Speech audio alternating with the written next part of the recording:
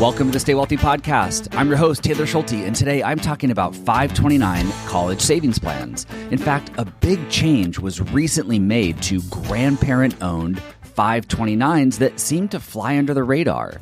In addition to discussing this change with you, Robert Farrington from The College Investor joins me to discuss three important things. Number one, how to maximize the tax benefits of a 529, why 529 plans are great estate planning tools, and how to invest your money inside a 529. We also talk about alternatives to 529 plans that retirement savers might consider. So if you want to learn about the new 529 rules and how to maximize the tax and estate planning benefits of these accounts, you're going to love today's episode. For the links and resources mentioned, just head over to youstaywealthy.com/156. Investors who are in retirement or close to it might think that 529 college savings plans no longer play a role in their financial life. But just like IRAs and 401ks, 529s have many different use cases, and some of these use cases can help address and meet common retirement planning goals. Some can also be helpful from a tax planning or estate planning perspective. To help us dive into the world of 529s, and specifically grandparent-owned 529s, I invited a special guest to join me today. Hey, I'm Robert Farrington. I am the founder of The College Investor. TheCollegeInvestor.com is one of the top blog sites, if not the top, for all things related to college planning. And some of the most popular articles and resources that Robert has published to the website are on the topic of 529 college savings plans. 529 college savings plans are state-specific, and they were originally created in the late 1980s to help combat the financial strain that college had put on families and students. Florida, Michigan, Ohio, and Wyoming were the states that played a major role in bringing these plans to life. And since their creation, roughly 12 million families in the United States have saved nearly $260 billion inside of 529 accounts, or more formally referred to as Section 529 plans.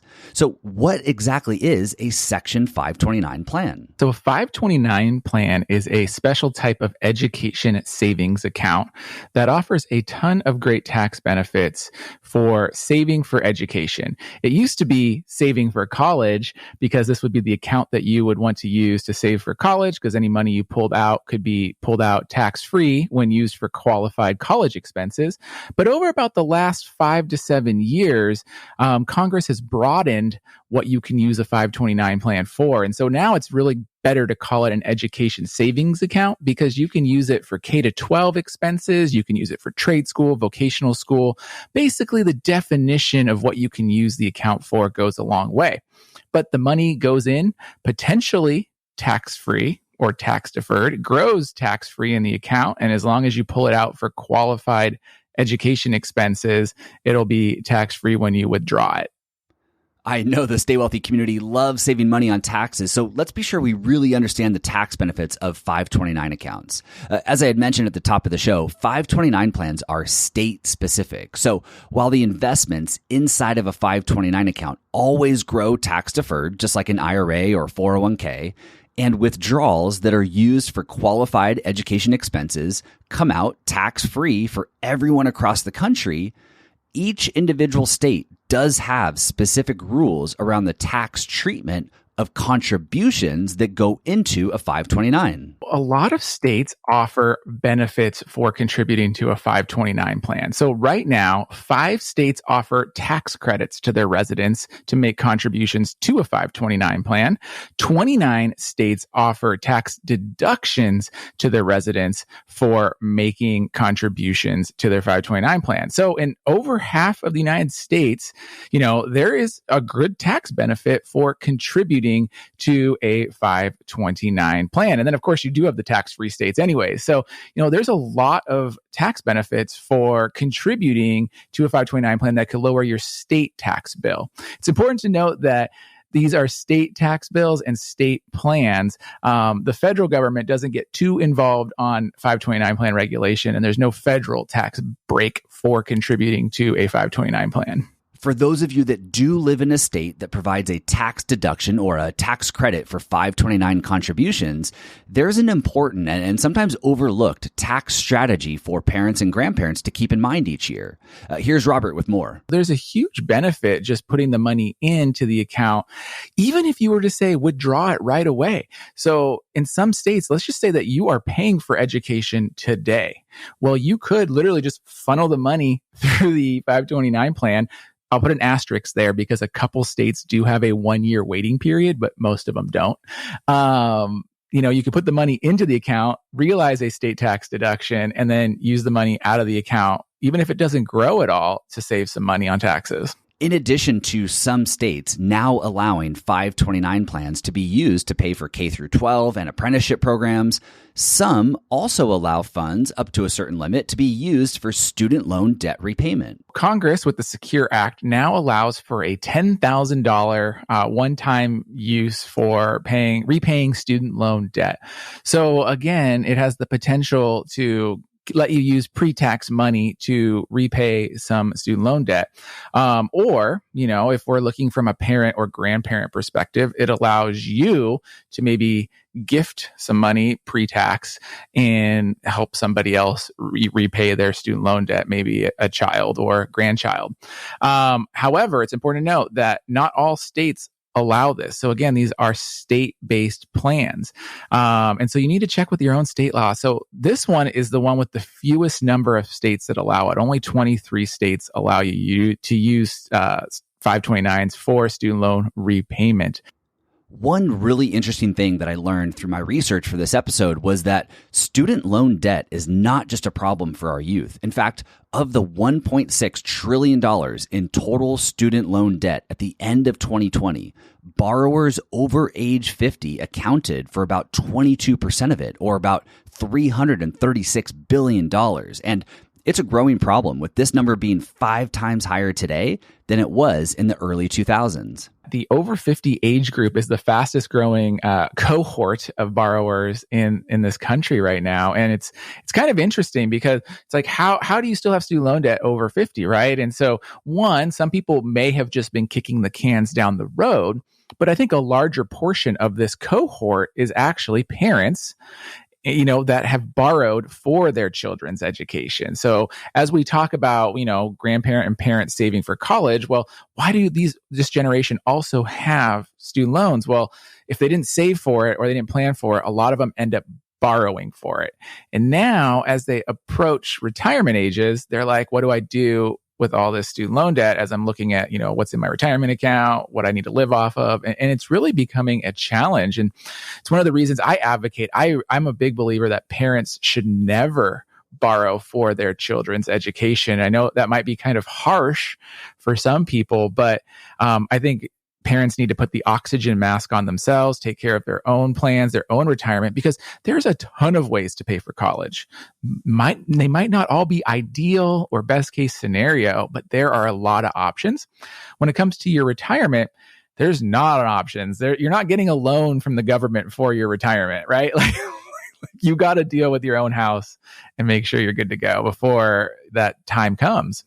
To make matters worse here, what many people gloss over, or what many people don't know, is that student loan debt cannot typically be discharged through bankruptcy. In other words, if you default on federal student loan debt, the government can tell your employer to withhold your pay, or they can seize your federal tax refund, or even garnish as much as 15% of your Social Security benefits.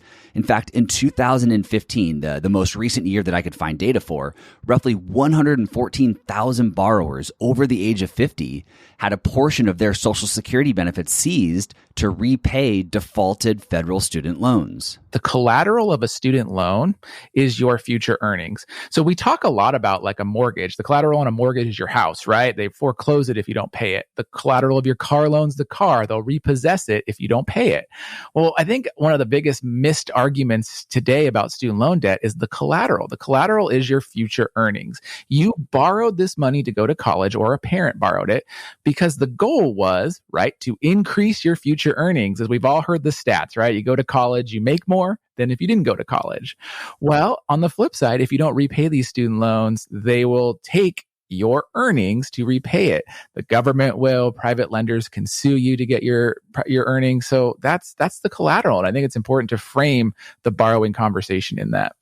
Okay, with a solid understanding of 529s, what the funds can be used for, and how to maximize the tax benefits, let's get into some of the big changes that specifically affect grandparent-owned 529 plans. But before we do, you might be wondering, what is a grandparent-owned 529 plan? Well, to answer that question, we have to first understand how 529 accounts are titled and owned to begin with, because there are some unique characteristics. So when you set up a 529 account for someone, you have to choose a single account owner and a single account beneficiary. Just like an IRA or a 401k, most 529 accounts do not allow joint ownership. For example, a husband and a wife cannot both be the owners of a 529 account. You can, however, list one spouse or one person as the owner and the other spouse or the other designated person as the contingent owner. That way, if something happens to spouse or person A, well, spouse or person B can immediately step in and take over the ownership and management of the account. But unlike an IRA, where you can name as many beneficiaries as you want, a 529 account only allows one beneficiary per account. You can change the beneficiary one time per year, but you do have to name someone in order to get the account open and funded. Naturally, the beneficiary is typically the person, the child, grandchild, niece, nephew, whoever. Typically, the beneficiary is the person that you went to go set up this account for in the first place. But if you're not sure who you want the beneficiary to be yet, or maybe you're setting it up for an unborn child who doesn't have a social security number yet, you can always name yourself as both the account owner and the account beneficiary, allowing you to get the account open and funded. And then when you decide who you want to name as the beneficiary, or the unborn child is now born and has a social security number, you can then swap the beneficiary from you to that person. What this all means essentially is if you want to set up a 529 college savings plan for 5 different people, well, you'll need to establish 5 different accounts, each with a single owner and a single beneficiary. This ownership structure is often what makes 529 accounts so appealing. And that's because the account owner not only gets the state-specific tax benefits, if they exist, but they also maintain control of the money that's contributed to the account. Even if the beneficiary listed is an adult, the account owner is still the one who gets to decide when and where to distribute the funds. The beneficiary never has any say in the matter. Of course, the account owner will ensure that the money goes towards qualified education expenses for the beneficiary because, well, that's why they set it up in the first place. The ownership structure allows the grantor, the person contributing the money, to prevent the beneficiary from using the money to, let's say, buy a new car or invest in cryptocurrency. So what then is a grandparent-owned 529? Well, it's simply a 529 account where a grandparent is the account owner and their grandchild is the beneficiary, bypassing the parents in the middle. And this is common because the grandparent wants to maintain control of their money. If they made the parent the owner instead, the account and the funds contributed to the account are now owned by the parents. And who's to say the parent or parents don't liquidate the account to go on a nice vacation instead of using the funds to pay for the grandchild's education? Sure, the parent would incur taxes and penalties on that liquidation because it's not going towards qualified education expenses, but it's not enough to stop or prevent someone to do that who has those motivations. In addition to maintaining control, grandparent-owned 529s have always been a hot topic in financial planning because of how the assets inside of a grandparent-owned 529 are looked at and treated on the college FAFSA forms. Before we dig into those specifics, let's quickly break down what the FAFSA form is.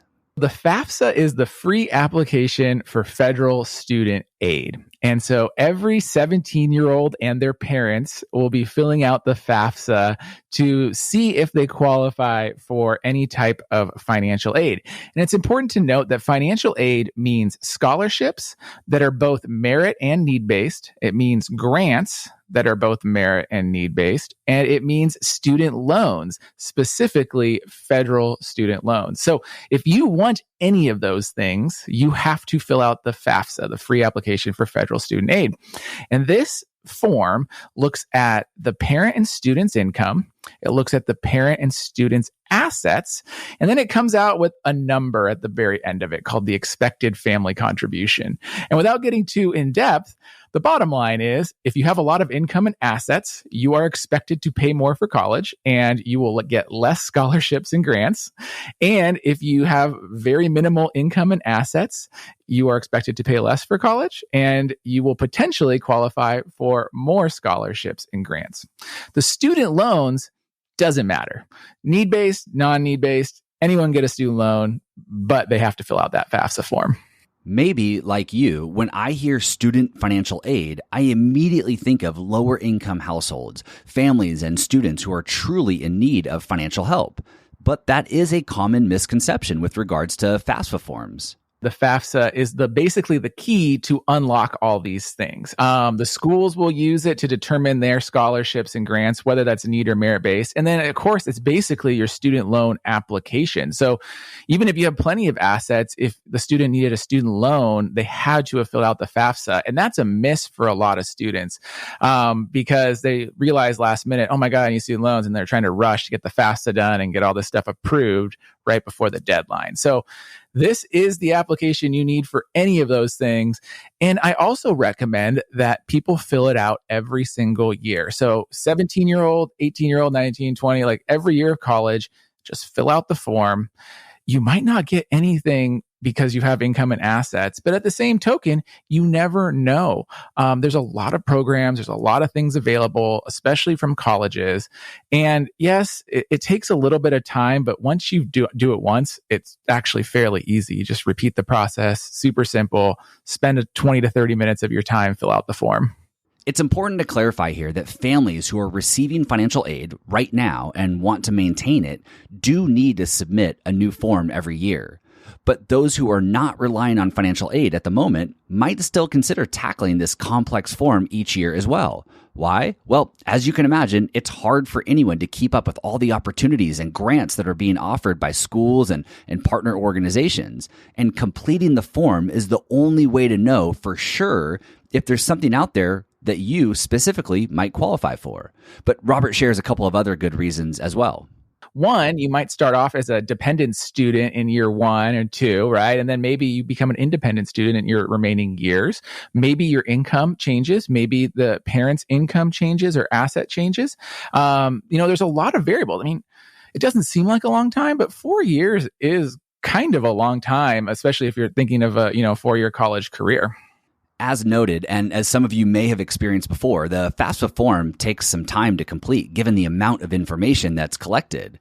In addition to the basics, your name, social security number, date of birth, etc., families are required to supply information on their income and assets, including bank accounts, investments, real estate, and certain types of businesses that they own. And this is where things get interesting, specifically as it relates to student assets versus parent assets versus grandparent assets. The FAFSA looks at both student assets and parent assets. And depending on how the 529 plan is owned, it can be reported as a parent asset or a student asset. If the student is a dependent student or, the parent owns the 529 plan or the student owns the parent 529 plan and their dependents, it's a parent asset. If the student is an independent student, it's reported as a student asset. And here's the cool part. If it's owned by anyone else, for example, a grandparent, it's not reported as an asset, right? Because it doesn't fall into the student or the parent bucket of how it's treated. So why this matters is because if the asset is a student's asset, it's their money, it counts a lot more on the FAFSA. It counts up to 20% of the asset value. However, if it's a parent-owned or a dependent student-owned asset, it only counts as 5.64% of the asset value. So that's all that they're going to count towards paying for college. So it's significantly less. And then, of course, if it's a grandparent-owned asset, it counts as 0 on reducing any financial aid. So this can really play a role into how much need-based financial aid a student receives. Granted, if there's a lot of money in either parent or student's, wheelhouse, probably not going to get much need-based financial aid. But if there's not a lot of money there in assets and income, and the 529 plan is really the bulk of the assets, it really isn't necessarily going to impact them very much. So it's something really important to consider as you're saving. Now, granted, if you just start early and this 529 plan grows, well, who cares, right? If it's going to cover the cost of college, you don't need to worry so much about need-based financial aid. But if you're starting late, or there's other situations, it might be something that you want to think about. And that 529 plan is one of the best ways that you can save for college because it has the least impact on need-based financial aid. Historically, grandparent-owned 529 accounts impacted a student's eligibility for financial aid more so than parent-owned accounts. For that reason, grandparents in many cases chose to go ahead and relinquish account ownership to the parent, even though it meant losing control of the money. But thankfully, that's changed, and those changes, while they've caused some confusion, do in fact go into effect this year.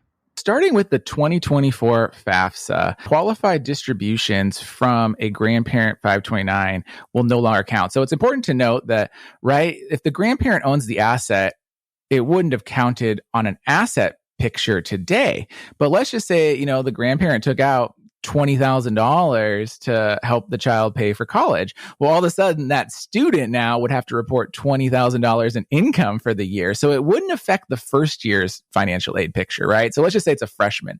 It wouldn't affect the freshman year. But then when they go to fill out the FAFSA for their sophomore year, all of a sudden they would have had $20,000 more in income because of that distribution.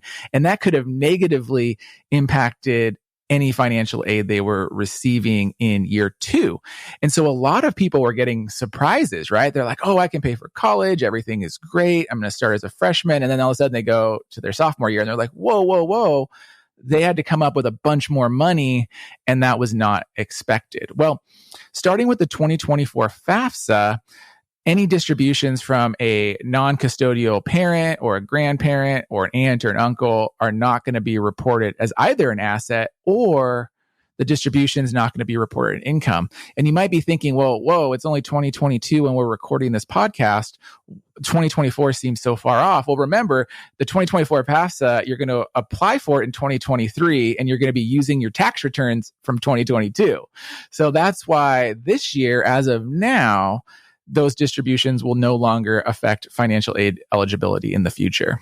In addition to using a 529 to help save for and fund education, many families also use them for estate planning purposes. Some tax experts say that it's one of the most underutilized estate planning techniques, and that's because the money in a 529 account is exempt from federal estate tax, and therefore the dollars inside the account don't count towards your taxable estate. Now, you might know that the federal estate tax only applies to estates that are worth over $12 million in change, or $24 million in change for a married couple. While a very small percentage of Americans are currently above those limits, it's important to know that as it stands today, the limits are set to drop to the $6 million range in 2025. And these limits can and do change quite dramatically. You might remember in 2005 when the estate tax exemption was $1.5 million. So don't get too comfortable with the current amounts, as they are far from being set in stone. Also, there are other, quote, death taxes that are separate from federal estate taxes and don't fall under the same exemption limits. For example, 13 states have state estate tax, and a few even have an inheritance tax. If any one of these death taxes might apply to you when you pass away, well, getting money into a 529 account, an account that's held outside your taxable estate, might be a wise move. Yeah. So, I mean, I think we kind of all know when it comes to estate planning, like either you give it away or the government's going to take it away. So if you're looking at ways to gift, but you also want the gift to go for a cause, well, an education savings plan can be a really interesting tool for grandparents to save for college. So just so you know, there is a limit on how much you can contribute to a 529 plan. There's actually two limits. The first limit is really the gift tax exemption level, which as we're recording this, I believe it's $16,000 this year in 2022. And so, a couple could give $32,000. I'm doing the math right there to one 529 plan per year. But 529 plans also allow what's called super funding, where you can take a 5-year contribution, which I believe now would be 180, maybe not. Don't quote me on that, but they can make a 5-year contribution at one time to 529 plans. So let's think about a situation where a grandparent might have two children, and each of those two children have two children apiece. So maybe there's 6 dependents. Well, you could start gifting out significant chunks of money to these people, and they have to be used for education, right? So if that's a value that you have in your family, or you just don't want them to go blow it on a car, or who knows, right? Well, these plans really only work for education, because one of the things we didn't touch on was if you take the money out for non-qualifying expenses, well, you're going to get hit with taxes and a 10% penalty. So it doesn't make sense to use these plans and accounts for non-education expenses. So if you want to use it for education, well, the money goes in, it can be withdrawn tax-free, and you can contribute significant amounts. It depends on your state, but the maximum amount that you're allowed to have in a 529 plan until they no longer allow you to contribute varies anywhere from $300,000 to $500,000, depending on your state. But that doesn't mean the money won't grow, right? That just means that you can no longer make contributions to your account. So you could potentially gift a sizable amount to these plans and realize that into the future, you can change beneficiaries, you can change account owners. So I've seen families that actually use a 529 plan as effectively an education trust. You could super fund these things, put a ton of money into them. They grow for years and years and years. And then just over time, these families change the beneficiaries to reflect who needs education. And it can be a great way to not only take the money out of your own estate, but you're putting it into a cause that you might value as a grandparent. Here's where it can really be interesting is you have a child and potentially a grandchild. As you let the money sit there, you let that money grow. Maybe the child or the grandchild goes to school. Maybe there's still money left over. There's nothing to say that you can't transfer the ownership to that grandchild, right? And then they give it to their children as the beneficiary in the future. And these things can keep going. There's no, as of now, I'm sure this loophole will get closed in 20 years, but as of now, there's nothing to stop that from happening. While 529s have their fair share of benefits, they are not the only tax-friendly option for parents and grandparents to consider to help save for and pay for education expenses. It's important to weigh all of the options and understand the pros and cons of each before just blindly opening a 529 account, because it's the only solution that you've been presented with. So the Coverdell was like the original education savings plan. They are attractive in some ways, but since 529 plans have grown in what you can use them for, they become less and less attractive over time. And you actually rarely hear about them come up too often anymore. The big benefit with the Coverdell is that you can use it for unlimited amounts of K-12 education funding. So the 529 plan, you can only use $10,000 a year for K-12 tuition only. And that can be a limit, especially some of these private schools at K-12 might be $20,000 or $30,000 a year. So that could be a challenge of a 529 plan, whereas a Coverdell has no limit on, what you can use for K-12, but they do have a limit on how much you can contribute. And this is the problem, is there is a $2,000 annual contribution limit per beneficiary. And so, even if you're thinking about expensive private school, it's like, is your money going to grow enough or anything to even potentially cover the cost, right? So it doesn't get you very far. And so that's the problem there. You also have, just a UGMA, UTMA, custodial account. So these are just taxable accounts, right? But they could be used for anything. So the cool thing is that, right, it's just a taxable brokerage, except it's held in a custodial account for the child. And so there are some implications potentially with the kiddie tax and other things that, could be a negative, right, for this, especially if the balance gets sizable and there's dividends and, growth and sales happening.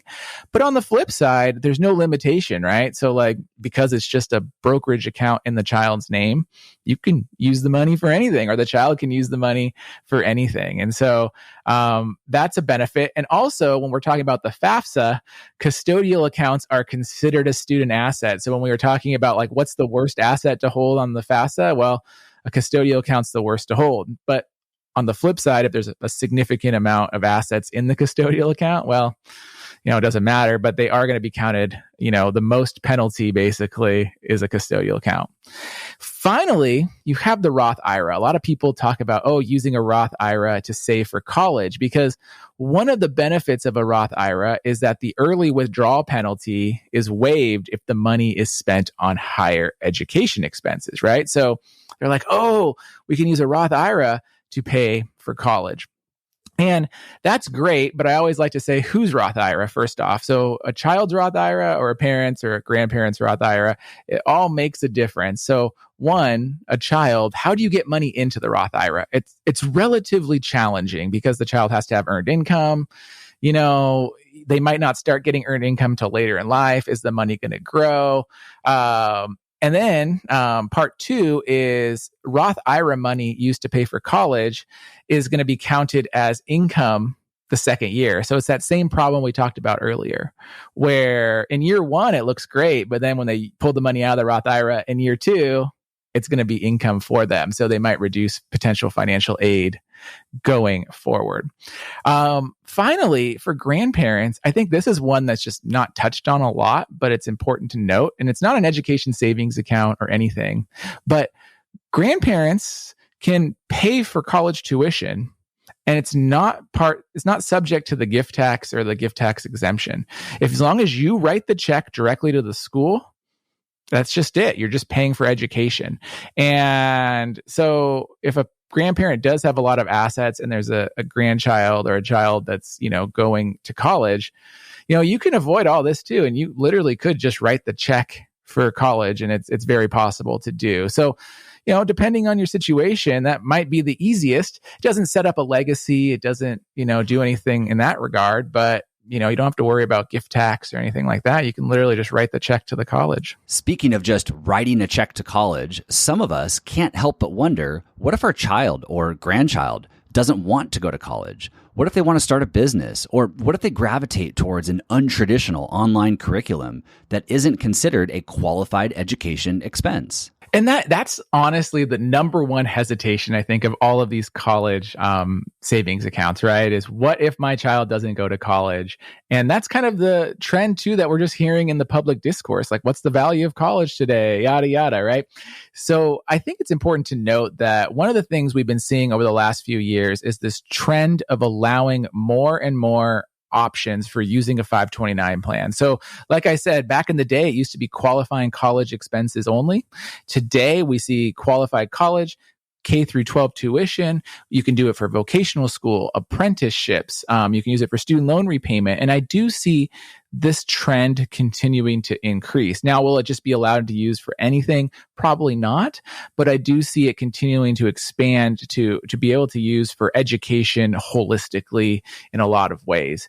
And so I think that is one of the biggest things. I think part two of that conversation is, what is the worst case scenario? The worst case scenario is that you pay taxes on your earnings and a 10% penalty on your withdrawal. So, that's a worst case. That would suck. It's not great.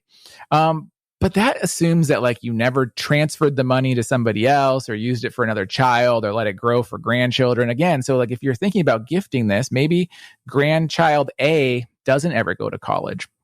But that's not to say that grandchild B or C couldn't leverage that as well. Or it's not to say that great grandchild A doesn't go to college and the money just grew for an extra 25 years. And so, there's a lot of options in that regard of how you leverage these funds.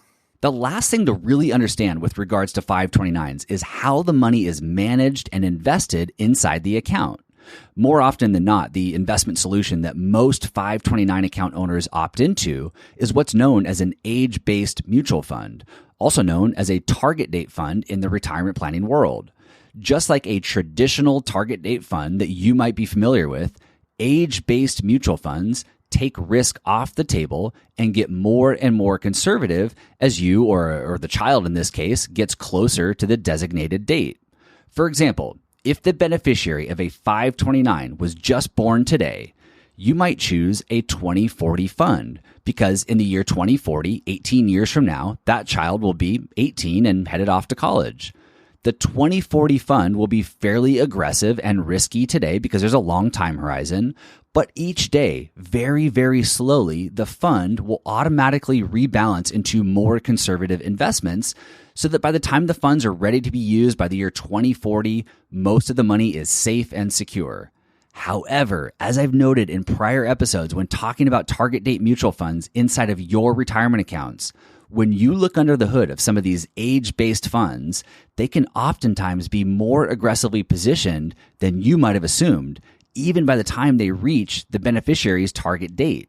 For example, the Fidelity 2021 fund, this is intended for students who started college last year, that fund is down almost 10% this year. My guess is you probably wouldn't want the funds that you need to use right now to pay for college to be in the red, losing money. Unlike retirement, college only lasts 4 to 5 years. You don't have a long runway to dynamically and systematically withdraw money to cover your expenses over a 30 or 40-year time period like you do with your retirement dollars. For that reason, I often suggest that parents or grandparents, or any 529 account owner for that matter, consider moving some or all of the money into cash when the beneficiary is 1 to 3 years away from needing the money. And sure, you might miss out on a few percentage points of growth if the market remains in your favor, but losing money will be 10 times more painful.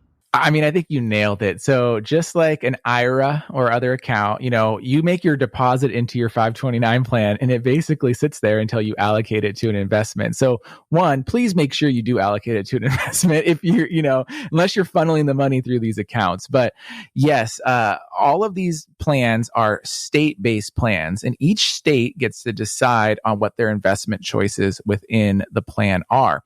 And I'd say most states offer you like 5 to 8 different funds to invest in. You got your basic, total stock market, bond fund, usually like a cash savings account fund. And then most of them do have target date funds, like you mentioned. It's important to note, though, the target date is the date your child starts college. It's not like a retirement fund, right? So you need to kind of think about like when they're graduating high school, like what year that is. And that's the date you're looking for, not anything farther than that, right?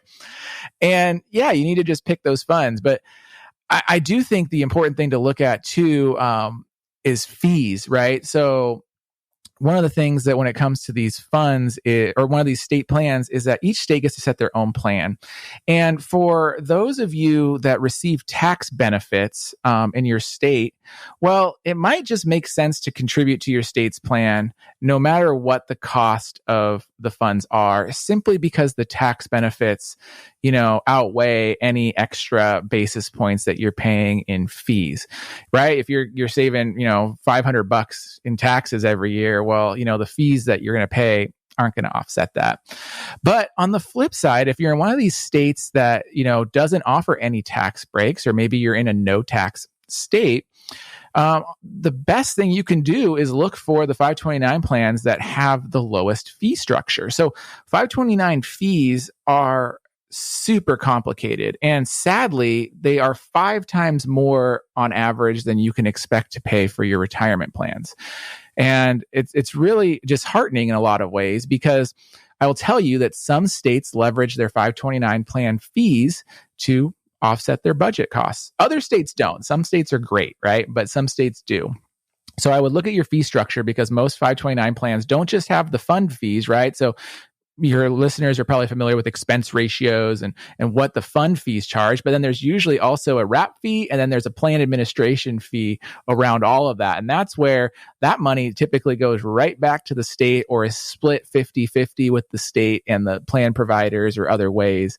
And, it's supposed to be used for marketing and things like that, but historically it's not necessarily done that way. So look at minimizing fees, because, some of the worst states charge well over 1% plus in fees on the 529 plan, and they're not offering anything better than the best states, right? And so, you look at these fee structures, go to the plans that have the least amount of fees, because you typically don't have a lot of time. You need this money to grow. You want it to be used for college. And then on the flip side, if there's a lot of money there and you want it to grow and be a legacy for your family, you don't want that legacy to be eroded by fees that go to state governments that are using it for purposes that really don't make any sense. So keep that in mind as you're looking for your plans.